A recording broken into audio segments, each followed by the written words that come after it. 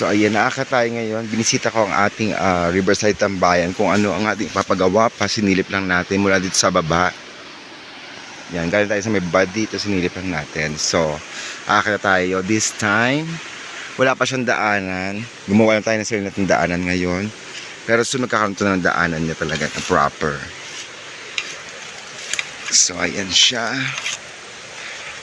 Madamo lang talaga. Pero at least, diba? O, ito dito. Pwede natin dito ilagay ang kubo. Doon tayo aakyat. Para ito talaga, space talaga ito dito. At makapagawa tayo ng daan natin dito, no? Bahala na yan, pag nalinisan na natin ito, makikita natin kung saan natin talaga siya ilalagay. So, ayan siya. Mga kanegra. Mabilis lang naman to. So, ito. Pwede tayo maglagay dito ng duyan na nakasabit lang siya dito. Nakalutang lang siya dyan. Duyan-duyan. Pambata lang.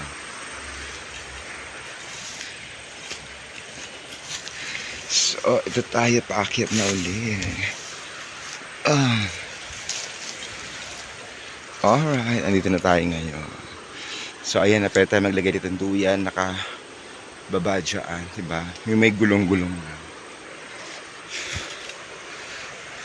So, dito na tayo, nakabalik na tayo sa ating Riverside Tambayan.